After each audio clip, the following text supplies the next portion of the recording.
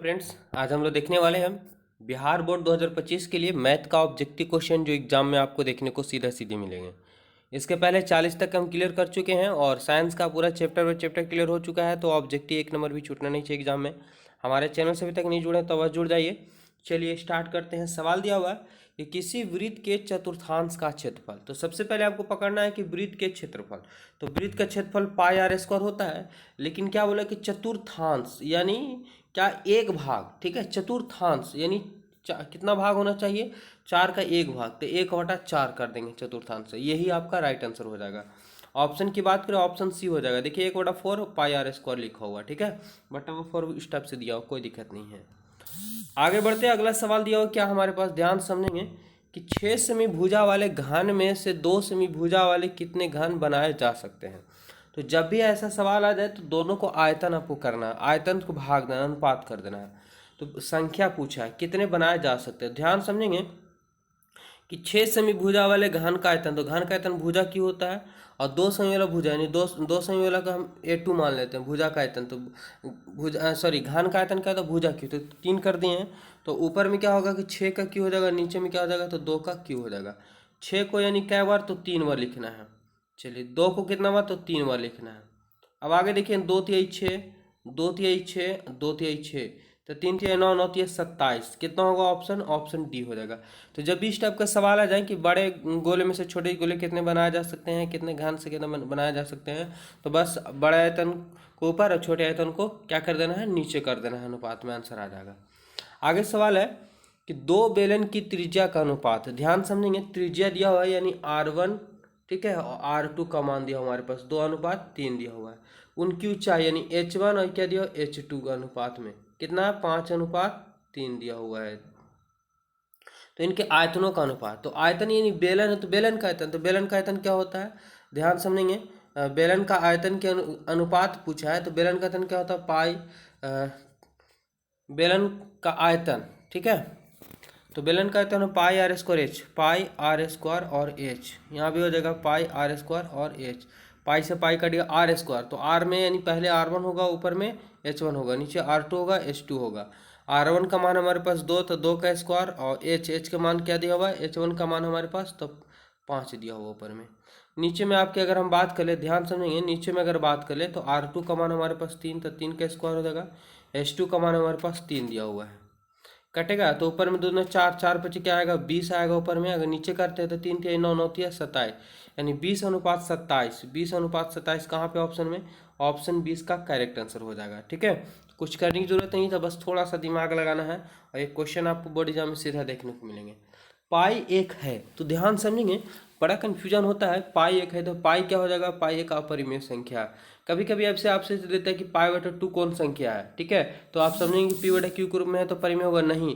पाई अगर मिल गया तो पाई का मान रेडियन में होता है, इसलिए एक अपरिमेय संख्या। लेकिन अगर आपको सवाल दे दिया जाए कि 22/7 कौन संख्या है, तो 22/7 परिमेय संख्या है, ठीक है। चलिए आगे बढ़ते हैं। 45 नंबर सवाल दिया हुआ क्या, कि जब एपी के प्रथम, ठीक है, प्रथम पद 2 और सर्वांतर 3 हो तो एपी के 3 पद क्या होंगे, यानी ए का मान हमारे पास 2 दिया हुआ है और डी का मान हमारे पास 3 है, तो पूछा है कि एपी के 3 पद।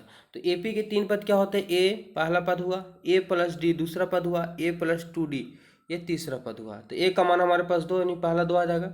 अब यहाँ ए और डी दिया हो तो 2 और 3 क्या हो जाएगा, 5 हो जाएगा। अच्छा अगर हम जोड़ते हैं तो ए का जगह पे 2 और 2d यानी 3 से डी के जगह 3/3 6, 6×2 8, ठीक है। तो 2 5 8, 2 5 8 कहाँ पे है, देखेंगे 2 5 8 कहीं पे है, हाँ, ऑप्शन 20 का करेक्ट आंसर हो जाएगा 45 का। तो आराम से निकाल सकते हैं जितना पद भी बोलेगा। आगे सवाल चलते हैं। दिया कि एक 6 मीटर ऊंचे खंभे की छाया, ध्यान समझेंगे कि एक खंभा जो है, तो जब भी खंभा रहेगा धरती पर रहेगा, तो एक 6 मीटर ऊंचे खंभे की छाया, तो छाया जब भी आएगा तो धरती पे ही आएगा, कितना, 2√3 मीटर लंबी हो तो सूर्य का उन्नयन, उन्नयन को नीचे से ही बनेंगे। चलिए आप देखेंगे तो थीटा की सामने भुजा को क्या होता है, लंब होता है, और 90 की सामने भुजा क्या होती है, कर्ण होती है, बाकी जो बचता है स्वाधार। तो हमारे पास लंब आधार दिया, तो लंब आधार किस में होता है, tan में होता है। तो tan थीटा क्या होता है, p/b होता है। अगर हम बात कर ले tan थीटा बराबर, तो p का मान हमारे पास 6 हो गया, और नीचे में b का मान हमारे पास 2√3 हो गया। काटेंगे तो 2×3 6 हो जाएगा, और नीचे रूट है, काटेंगे तो कहाँ चलेगा, ऊपर। यानी tan थीटा बराबर √3 आया। तो आपको पता होगा कि tan थीटा की tan थीटा, और tan कितना में √3 होता है, तो tan कहेंगे 60 में होता है। थीटा tan से tan कटेगा, थीटा बराबर 60 डिग्री आएगा। तो ऑप्शन क्या, ऑप्शन ए यहाँ पे करेक्ट आंसर हो जाएंगे। ठीक है, चलिए आगे बढ़ते हैं। वेरी वेरी इंपॉर्टेंट सभी सवाल है। अगला दिया हुआ है, ध्यान समझेंगे, ये क्वेश्चन आएंगे थोड़ा सा हार्ड लेवल होते हैं, लेकिन कोई बात नहीं। कोट थीटा बराबर दिया हुआ था 3, अच्छा 5 जो गुना में लगा वो कोट के आगे गुना को उल्टा भागा होता है, तो क्या हो जाएगा 3/5 हो जाएगा। अगर हम यहाँ पे बात करें कोट थीटा को चेंज करेंगे तो कोट थीटा को होता है कोस थीटा बटा साइन थीटा, सिंपल रूप होते हैं। अब ये 3/5 है, यानी कोस की जगह पे 3 रखेंगे और साइन की जगह पे 5 रखेंगे। क्वेश्चन की अगर हम बात करें तो 5 दिया हुआ साइन थीटा -3 कोस थीटा, चलिए बट्टा बट्टा दिया हुआ, देखिए साइन लगा हुआ है। फिर आपके पास क्या दिया हुआ, तो 4 साइन थीटा +3 कोस थीटा। अब क्या होगा, तो ध्यान समझो, बस सिंपल सा क्वेश्चन की 5 का 5 साइन है तो साइन की जगह पे 5 बैठा देंगे, क्योंकि आप मान देख सकते हैं नीचे में साइन का मान 5 -3 कोस का मान हमारे पास 3 दिया हुआ है, नीचे में 4 साइन की जगह 5 दिया हुआ है +3 कोस की जगह पे 3 दिया हुआ है। सोल्व करेंगे तो 5 25 और 3 9, 25 में से 9 जाएगा तो ऊपर में 16 हो जाएगा।